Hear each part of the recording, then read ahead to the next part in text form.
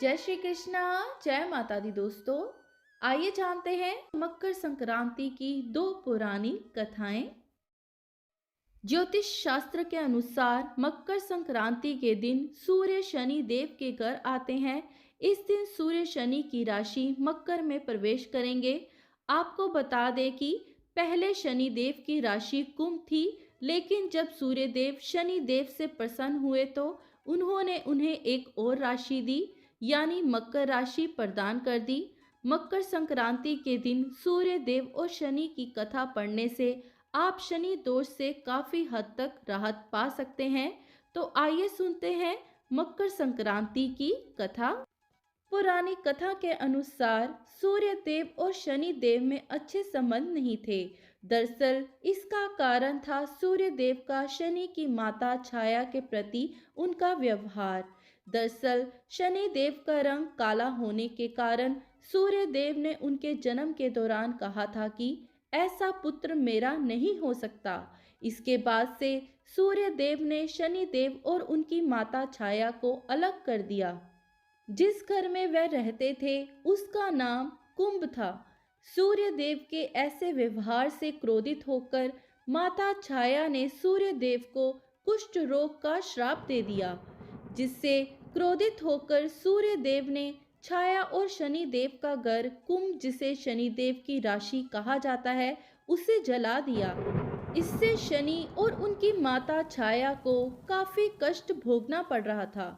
सूर्यदेव के पुत्र यम ने सूर्यदेव को कुष्ठ रोग से मुक्त करवाने के लिए तपस्या कर सूर्यदेव को उस श्राप से मुक्त किया था। साथ ही यमराज जी ने माता छाया और भाई शनि को कष्ट में देखकर अपने पिता सूर्य को काफी समझाया। तब जाकर सूर्यदेव शनि के घर कुंभ में पहुंचे। कुंभ राशि में सब कुछ जला हुआ था। उस समय शनि देव के पास तिल के अलावा कुछ नहीं था, इसीलिए उन्होंने काले तिल से सूर्य देव की पूजा की। शनि देव के ऐसे व्यवहार से प्रसन्न होकर सूर्य देव ने उस दिन उन्हें नया घर दिया, जिसका नाम था मकर।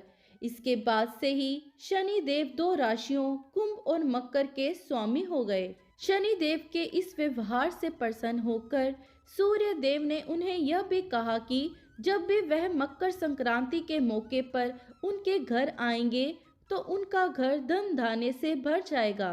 उनके पास किसी भी वस्तु की कमी नहीं रहेगी। साथ ही यह भी कहा कि इस दिन जो लोग भी मकर संक्रांति के मौके पर मुझे काले तिल अर्पित करेंगे उनके जीवन में सुख समृद्धि आएगी। इसीलिए मकर संक्रांति के मौके पर सूर्य देव की पूजा में काले तिल का इस्तेमाल करने से व्यक्ति के घर में धन धान्य की कोई कमी नहीं रहती।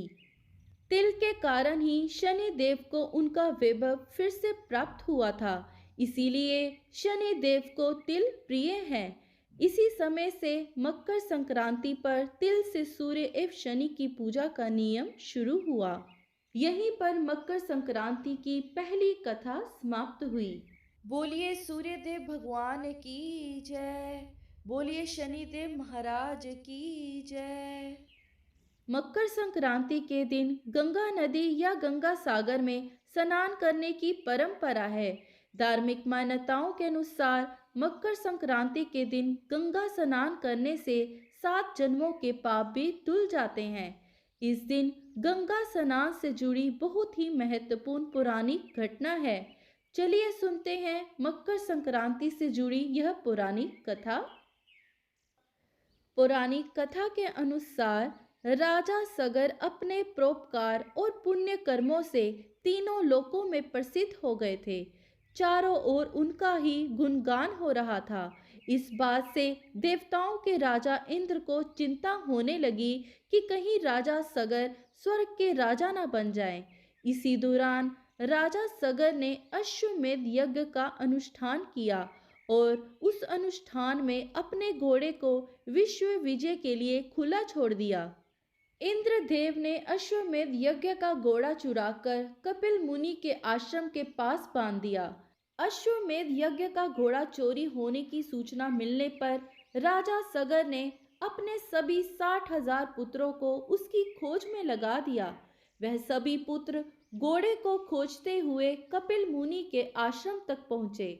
वहां पर उन्होंने अश्वमेध यज्ञ का घोड़ा देखा।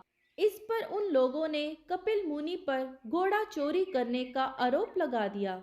इससे क्रोधित होकर कपिल मुनि ने राजा सगर के सभी 60,000 पुत्रों को श्राप देकर जलाकर भस्म कर दिया। यह जानकर राजा सगर भागते हुए कपिल मुनि के आश्रम पहुंचे और उन्होंने पुत्रों को क्षमा दान देने का निवेदन किया। तब कपिल मुनि ने कहा कि सभी पुत्रों के मोक्ष के लिए एक ही मार्ग है। तुम मोक्षदायिनी गंगा को पृथ्वी पर लाओ। राजा सगर के पोते राजकुमार अंशुमान ने कपिल मुनि के सुझाव पर प्रण लिया कि जब तक मां गंगा को पृथ्वी पर नहीं लाते तब तक उनके वंश का कोई राजा चैन से नहीं बैठेगा। वह तपस्या करने लगे। राजा अंशुमान की मृत्यु के बाद राजा भगीरथ ने कठिन तप से मां गंगा को प्रसन्न किया। मां गंगा का वेग इतना था कि वह पृथ्वी पर उतरती तो सर्वनाश हो जाता। तब राजा भगीरथ ने भगवान शिव को अपने तप से प्रसन्न किया ताकि वह अपनी जटाओं से होकर मां गंगा को पृथ्वी पर उतरने दे, जिससे गंगा का वेग कम हो सके। भगवान शिव का आशीर्वाद पाकर राजा भगीरथ धन्य हुए। मां गंगा को अपनी जटाओं में रखकर भगवान शिव गंगाधर बने। मां गंगा पृथ्वी पर उतरी और आगे राजा भगीरथ और पीछे पीछे मां गंगा पृथ्वी पर बहने लगी। राजा भगीरथ मां गंगा को लेकर कपिल मुनि के आश्रम तक लेकर आए, जहां पर मां गंगा ने राजा सगर के 60,000 पुत्रों को मोक्ष प्रदान किया।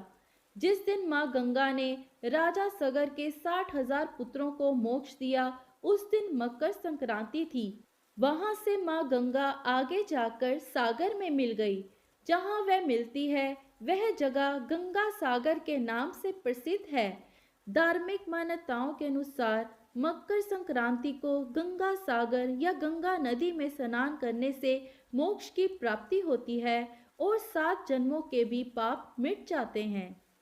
कहते हैं इसी कारण इस दिन श्रद्धालु गंगा स्नान करते हैं। यहीं पर मकर संक्रांति की दूसरी कथा समाप्त हुई। इसी तरह की धार्मिक कथाओं को सुनने के लिए आप हमारे चैनल प्रभु भक्ति को सब्सक्राइब करें, साथ ही बेल नोटिफिकेशन को ऑन कर लें, जिससे आने वाली वीडियो का नोटिफिकेशन आपको मिल जाएगा। आप सभी का दिन शुभ रहे। धन्यवाद।